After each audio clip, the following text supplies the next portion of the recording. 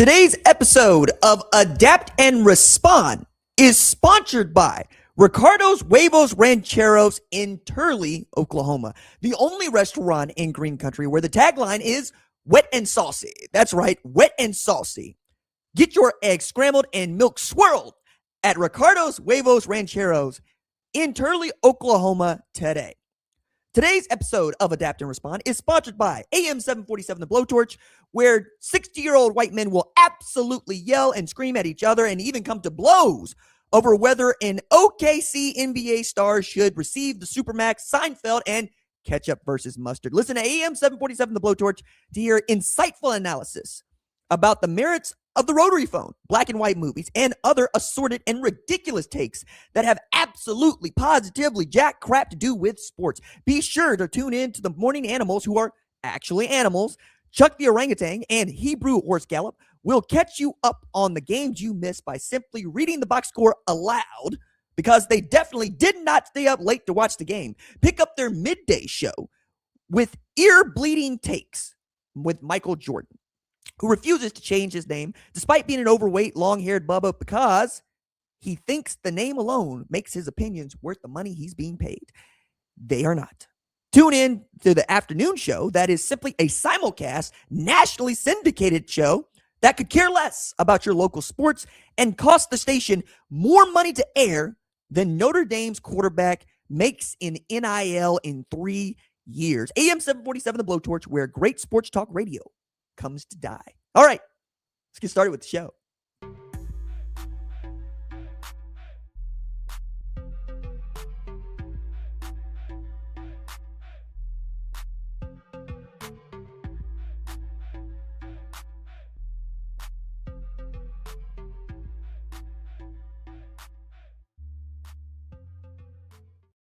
What's up, kinfolk? It's RJ Young. I am not on a step mill. If this is your first time watching Adapt and Respond, thank you for joining us here. We talk college football year round. If you're into that, consider joining the more than 193,000 subscribers to Adapt and Respond, a college football podcast. You can also catch us on Spotify and Apple if you so choose. Today on the show, I want to talk only about Oklahoma football. We are going to start doing our previews for select college football programs going into 2026, and there has been quite a call for me to talk more about the Sooners on this here show. There's reasons as to why we don't talk about the Sooners all the time on the show, but this is their stage. Let's take a look and talk about what Brent Venables is up against 2026 going in this SEC program. Now, let's start by recapping last year. 10-win season. Did not expect Oklahoma to put together a 10-win season last year. I was loud about this. I also did not expect John Mateer to play like a Heisman Trophy winner, and I was loud about that, and that looked real bad through the first 3 games of the season, and then he fell off a cliff. Now, if you will recall, John Mateer also had a hand injury, broke his thumb, needed surgery, out for a little bit of while, and didn't much look like himself, according to some Sooners fans that watched him torch Michigan, watched him storm back against Auburn and go to work against Illinois State, right? We get this. I understand. But my knock on John Mateer is still the same, right? Going into SEC program and playing Power 4 competition, he simply wasn't that good against Power 4 competition at Wazoo. But Oklahoma was dire need of a quarterback, and they went to go get coordinator. My goodness, man. Thinking about it now, I can't imagine another way in which Ben Arbuckle gets to be an offensive coordinator at Oklahoma if he doesn't have a guy like John Mateer. But then again, Seth Luttrell in large part became the offensive coordinator at Oklahoma the year before because Jackson Arnold quarterback. And that's how these things are working. You're signing in a coordinator to get to a quarterback, and you're hoping that this thing works. And in some ways it does, right? Jason Beck and Devin Dampier at Utah, it worked. They uprooted them, picked them up, brought them over. Generally speaking, it's not a bad way to go. Oklahoma State's banking on that this year with Eric Morris as head coach and Drew Mestemaker. But again, it's moving up in competition. So I wonder if a 4,300-yard passer and Drew Mestemaker might actually come up against some real competition that could do something with him, unlike in the American. Because that's what happened to John Mateer in Oklahoma. It was clear that once they got into SEC competition, they were going to find their level. But Brent Venables calling the defense means that you're in every game. And we're talking about Oklahoma not just making the college football playoff last year and getting to 10 wins, but getting a home game in large part because of two really important plays, right? One is a 71-yard fumble return for a touchdown against Tennessee that gets the 6-point win over Tennessee. That's the difference. And the other one is an 87-yard pick six that basically was a 2-point win over Bama in Tuscaloosa. Those are outstanding plays. Those are outstanding defensive plays. Those are outstanding turnovers. Those aren't the kind of things you can depend on week in and week out to build a defense around. That said, the defense was really great, man. And being able to hang on to Kip Lewis for another year, I think is going to pay dividends for Oklahoma. Before I get too far into that, I just want to remind everybody that Kip Lewis had 4 sacks, 38 tackles last year as an inside linebacker, and that's not too shabby, dog. Like, that's getting it done. And we'll talk a little bit more about the defense and why I am really excited about that unit, especially with Brent Venables knowing what he has. But back to the offense for just a little bit, because we all know that this starts and ends with John Mateer. It starts and ends with John Mateer. If Mateer can become a guy that throws for 3,800 yards and rushes for 900 yards, Oklahoma is not only making the college football playoff, it's playing the SEC championship. That's the number. 38-8, right? If it goes 38-8 with 30, Oklahoma is playing in the college football playoff. Those are the kind of numbers that he would have to put up. Now, to do that, I think they're also going to need an outstanding run game, which means it's great that Xavier Robinson is back, that Tory Blaylock is the lead back, and you're going to get some really much-needed help from former starter at Arkansas and Amarian Harris and Lloyd Avant, who's coming from Colorado State. The running back room is going to be okay. Del McGee, I think, is going to – Del McGee. My goodness, man. Del McGee is head coach at Georgia State, and this is how far I'm going. Dalen McCullough is really what I'm talking about here. But you're going to have to forgive me as I'm really trying to flesh out the rest of the 138 for Fox, where you're going to be able to find me ranking all 138 teams. But Dalen McCullough, as a running backs coach at Oklahoma, I think is going to be interesting because, well, DeMarco Murray finally choosing to chase his dream in the Kansas City Chiefs and the NFL's running backs coach might be found money for OU, in large part because you didn't get the kind of production from that backfield that you would want, from that room that you might want, right? It also allows me to talk about an offensive line that we're really going to focus on because we know that Dalen McCullough is going to have the running back room ready to go, but it's only going to be as good as that offensive line. And every time I talk about Oklahoma with football people, it is the first thing they think about. It's as if Bill Bedenbaugh might have lost his mojo. And in losing his mojo, what has that done to Oklahoma's ability to run the ball with authority? Because it felt like if John Mateer last year was not running the football, you weren't going to get much offensively. And slowly but surely, Tory Blaylock found his way into the game, became, I think, the best freshman tailback in the SEC last year, and has in front of him a really great career. I don't think it's going to be that far between we're talking about that dude being in the mix as a first-round draft pick. He keeps progressing and doesn't regress. But this offensive line needs to gel, and it needs to gel quickly. You need to be able to run the ball. Now, Ben Arbuckle's also got to give you a little bit more to play with, because my big criticism of him last year is that his offensive play calling was too predictable. I remember being in the press box at Owen Field for the college football playoff game, and I'm calling out the play because I've seen this formation and I've seen this alignment and I know what's coming. And you can be damn sure that if I know what's coming, Kane Womack and that defense did. And in the second half, hey man, the pick six, right? We John Mateer is talking about, I got tricked. It's not supposed to happen to you. Again, you're boxed into a corner there because finally they decided that they were going to start trying to play coverages that, tricked him into throwing the ball where it shouldn't. But also offensively, they got help. Like finally, Ryan Grubb just decided to start attacking R. Mason Thomas and leaking guys out of the backfield, and I got them going in a big way. But all this is mitigated if you can run the football. Like that's it. For me, it is about Oklahoma being able to run the football. Now on the outside, you're going to have Isaiah Satanga back, who's going to be Oklahoma's leading receiver. I think again, you added Trell Harris for me is a carbon copy of he's got to be. Like when I think about Oklahoma and I think about what we're going to be asking this program to do from a receiver standpoint, adding Trell Harris feels like you're just adding Deion Burks again, right? Like an explosive guy, 6 feet, not that tall. Maybe you want some jet motions with him, but I would like to see a guy like that in the slot as opposed to on the outside. I thought that Deion Burks was criminally underused, but that's just me. You're also adding Parker Livingston to the mix, which, that's wide receiver 3, I think, for Oklahoma. But the part of this that I think has the most room for growth and could turn the offense into something special is the tight end room. Now, I'm going to throw a lot of this at John Mateer's feet. I'm also going to remind you that he had a converted linebacker playing tight end for him last year in Jared Koenig. This year, that ain't the case. This year, he's got some absolute dudes playing tight end for him. Hayden Hansen coming from Florida and Rocky Beers coming from Colorado State.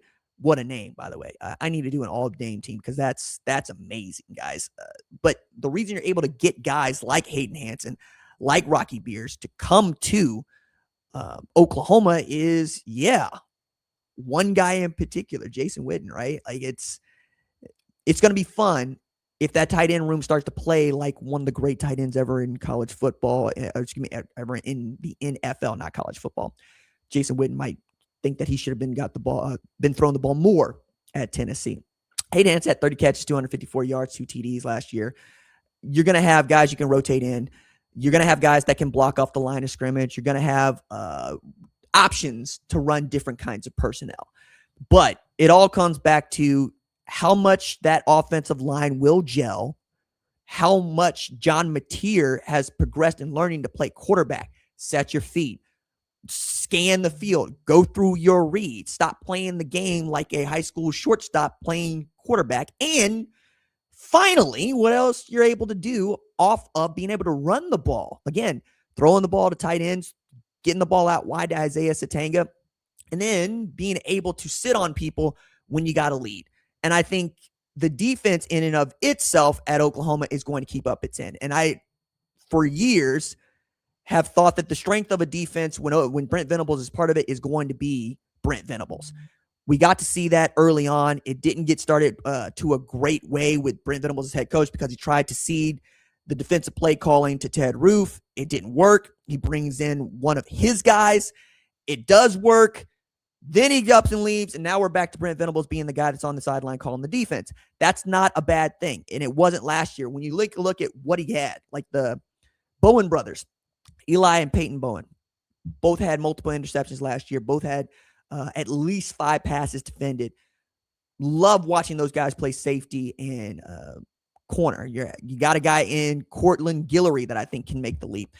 But the strength of OU, not just the defense, but the strength of Oklahoma is the front 7. And I've been putting it off because I got so much to say about that. There are 11 guys that had more than 200 snaps returning to that defense this year, okay? Taylor Wine, absolute dude, 7 sacks last year. David Stone can come on and turn into, we hope, another Gerald McCoy down there. Kip Lewis, I mentioned. That's a tackling machine, and that's a dude that I expect will inherit that spot that R. Mason Thomas had in as far as the talisman on the defense. Owen Heineke is getting another year to play college football because he got an injunction. Okay, that's going to give Oklahoma even more experience in that front 7. And if Oklahoma can make themselves felt on that front 7, you're going to, again, back to how we started this, create turnovers and opportunities to score. An Oklahoma defense that other programs fear is always going to be the recipe for Oklahoma playing deep into the postseason. When Oklahoma was really great with Bob Stoops, the defense was unmatched. The offense caught up to the defense, right? But the offense is never going to win Oklahoma a national championship. It's always going to have to be the defense that bears the brunt of this. I'm not sure why we've always had to build this out, but just take a look at how it has worked for Oklahoma in the 21st century. Eventually, Jason White wins the Heisman Trophy. Eventually, all day, I can't stand it when y'all call Adrian Peterson AP. It's AD all day. Shows up in your backfield. Jermaine Gresham might be the best tight end that nobody talks about anymore. Sam Bradford, DeMarco Murray himself, right? People forget Chris Jones and, my God, Alan Patrick. Chris Brown, my God, dude. People forget Dom Whaley came from Langston. You know what I mean? Like, the offense going to be there. Lincoln Riley shows up, able to move the football, okay? That's something Oklahoma's always going to be able to do, is have an offense that catches up. So we think, right? Now, it didn't work in 2023. Yeah, it didn't work in 2023. That we'll leave that there. And it's also a prove-it year for Brent Venables. Like, it's getting past time for Brent Venables to put together back-to-back 10-win seasons, because that's the standard at Oklahoma. Right now, he's 22-17 as a head coach. And if we're just keeping with the trends, he's due for another off year, right? We're talking about 6-7, 10 wins, 6-7, 10 wins. Like, can it be a top 10 team again? I'm waffling on whether or not this program is right there at 10 or just a top 15 team, as I'm trying to put together my 138, and you can hear all these different names that are going through my brain all at the same time. I'm never as smart about college football as I am when I'm doing my preseason stuff, man. And it generally holds for me all the way out through because I do the homework. But as we're talking about the things that I love about this program and what I think it could do in 2026, and I'm harping on the defense, a great defense feeds off a great run attack, because you're eating up the clock. You don't have to play as many snaps, and you're able to pin your ears back and go after people because they're always playing from behind, which means that they're predictable. You get them in the third and long situations, everybody knows what's coming next, right? You're going to play pass, and you might run a halfback delay. You get the ball back. And then you get to start being physical at the point of attack. You get to take chances by trying to strip the ball, trying to send 5 or 6 if you're Brent Venables, seeing how often you can get home. There are at least 10, 12, 4 or 5-star players that should be able to rotate in for Oklahoma on that defensive line. I genuinely believe it is a strength for them. Is it the strongest in the SEC? No, that's Georgia. Georgia's pass rush is going to be dominant this year again. But given what Oklahoma's schedule looks like, as I close that tab and bring it back up again, I don't see more than one occasion where it doesn't feel like they're in the game. So UTEP to open, that's a win. At Michigan, that's going to tell us a lot. It's going to tell us a lot. It's another year Bryce Underwood, but it's also Jason Beck coming in. Jordan Marshall, tailback there, is really great. I think Andrew Marsh is going to be one of the better wide receivers in the Big Ten if Bryce Underwood and he can come up with some sort of chemistry. But that's going to tell us a lot. If Oklahoma can go into Ann Arbor and come out with a win against what I think is a top 15 team, bodes well for the rest of the season, just as it did last year when Oklahoma got a win in Norman. Then it's New Mexico. Ought to be able to dispatch them with prejudice, and you're at Georgia. That game right there tells us whether or not Oklahoma is an SEC championship game contender, period. Georgia, who's won the last 2 SEC championships. Georgia, who had won the 2021-2022 national championships. They run the SEC. It's theirs. Only one program has gone into Sanford since 2019 and come out with a win. That was last year's Alabama team that made the playoff and then came back to beat Oklahoma at Oklahoma in the playoffs. First team to get a road win since we went to the 12-team format. Oklahoma wins that game, gets to 4-0. That's the top 5 team in everybody's poll, if not a team that is looking like 3, right? Behind perhaps Indiana, Ohio State, however you want to put them up there, maybe Texas, maybe. Then you're off, and then you got Texas. So right there, right? You got a Georgia team that I think is going to test them. Then you got your bye week. Then you got Texas. Texas has been really, really difficult for Oklahoma in recent years. I don't expect that to change. Texas, who's not just got Arch Manning in another year of veteran leadership, but adds Hollywood Smothers, Raleek Brown, 2 of the better tailback transfer acquisitions in all of football. Cam Coleman joins Ryan Wingo, and that defense ought to be really good with Colin Simmons, who's coming on. Again, Georgia, Texas, those 2 teams could not just make the SEC championship game, but could play deep into the college football playoff. Oklahoma gets them both in 3 weeks, right? Kentucky, that one's squirrely, but it's not Mark Stoops' Kentucky. It's Will Stein's Kentucky. We'll see how much they can hit the ground running with Kenny Minchie at quarterback. At Mississippi State for the Jeff Levy Bowl, that's a game that Oklahoma ought to win. I don't care that it's a Davis Wade. That's a game that Oklahoma ought to win. South Carolina, a bugaboo for the Sooners in the Shane Beamer era. Got embarrassed by them and got one back. I think that Lenore Sellers isn't enough to get over Oklahoma. Now, the defense needs to come on, right? Like the defense at Oklahoma needs to force the issue, but I think they can. Then you're at Florida in John Summerall's year one. Jaden Ball's a dude. He's a player, but he's the dude they got right now until they reveal someone else that can absolutely go after them. Ole Miss is going to be a problem. Trinidad Chambliss, Kewan Lacey, that's one of the 4 best teams in the SEC last year and could be again this year. A&M, again, tough opponent, right? But you get him at home this year. Marcel Reed with a new offense coordinator in Holman Wiggins. Shout out Holman Wiggins, who's wide receiver coach at TU, and then put together one of the great wide receiver coach runs at Alabama that I've ever seen. And then you're at Missouri. So upon further reflection, yeah, this is a tough schedule, dog. Like on paper, it's always tough. But the reason I don't go as hard as I used to about what the schedule is, because generally speaking, after week 3, teams that we thought were good turned out to be crap. Do you remember 2024 Florida State? We all thought they were going to be good.